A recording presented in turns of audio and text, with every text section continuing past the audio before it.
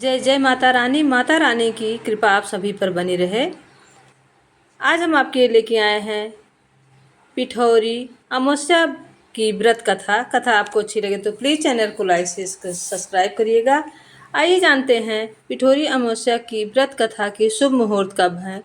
पिठौरी अमावस्या 2 सितंबर को मनाई जाएगी। इस दिन पूजा का शुभ मुहूर्त 6:41 से रात 8:57 तक रहेगा। अमावस्या तिथि का प्रारंभ 2 सितंबर 2024 की सुबह 5:21 से होगा और इसकी समाप्ति 3 सितंबर की सुबह 7:24 पर होगी। इस दिन आटे गूंथकर माँ दुर्गा सहित 64 देवियों की आटे से मूर्ति बनाकर महिलाएं व्रत रखकर उनकी पूजा करती हैं। इस दिन आटे से बनी देवियों की पूजा होने के कारण यह दिन पिठौरी अमावस्या के नाम से जनमानस में प्रचलित है। व्रत के दौरान भाद्रपद की पिठौरी अमावस्या की व्रत कथा अवश्य ही सुननी चाहिए, तभी पूर्ण फल प्राप्त होता है। तो आइए सुनते हैं भाद्रपद पिठौरी अमावस्या की व्रत कथा। सुनने से पहले अगर आपने चैनल को सब्सक्राइब नहीं किया है तो प्लीज़ चैनल को सब्सक्राइब करें, लाइक करें और शेयर करें और कमेंट बॉक्स में जय माता जी लिखना ना भूलिएगा। माता जी की कृपा आप सभी पर बनी रहे। आइए सुनते हैं पौराणिक कथा। इस अमावस्या की व्रत कथा के अनुसार बहुत समय पहले की बात है। एक परिवार में 7 भाई थे। सभी का विवाह हो चुका था। सबसे छोटे छोटे बच्चे भी थे। परिवार की सलामती के लिए सातों भाइयों की पत्नी पिठौरी अमावस्या का व्रत रखना चाहती थी, लेकिन जब पहले साल बड़े भाई की पत्नी ने व्रत रखा तो उनके बेटे की मृत्यु हो गई। दूसरे साल फिर एक और बेटे की मृत्यु हो गई। 7वें साल भी ऐसा ही हुआ।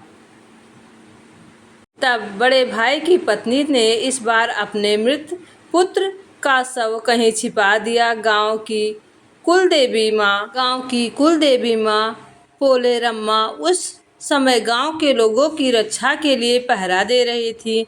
उन्होंने जब इस दुखी माँ को देखा तो वजह जाननी चाहिए। तब बड़े भाई की पत्नी ने सारा किस्सा देवी पोलेरम्मा को सुनाया तो देवी को उस पर दया आ गई। देवी पोलेरम्मा ने उसी दुखी माँ से कहा कि वह उन सभी स्थानों पर हल्दी छिड़क दे जहाँ जहाँ उनके बेटों का अंतिम संस्कार हुआ है। तब बड़े भाई की पत्नी ने ऐसा किया। जब वह घर लौटी तो सातों पुत्रों को जीवित देखा। उसकी खुशी का ठिकाना ना रहा। तभी से उस गांव की हर माता अपने संतान की लंबी उम्र की कामना से पिठौरी अमावस्या का व्रत रखने लगी। आज के दिन यह कथा सुनी और पढ़ी जाती है, तभी व्रत का पूर्ण फल मिलता है। उत्तर के भारत में यह पर्व पिठौरी अमावस्या के नाम से माता दुर्गा की आराधना करके मनाया जाता है। वहीं दक्षिणी भारत में यह त्यौहार पोलाला अमावस्या के रूप में पोलेरम्मा, जिन्हें माँ दुर्गा का एक ही रूप माना जाता है, की पूजा अर्चना के साथ मनाने की परंपरा है। इस दिन 2 व्रत एक दिन ही पड़ते हैं, पिठौरी अमावस्या व्रत और सोमवती अमावस्या व्रत कथा। भाद्रपद के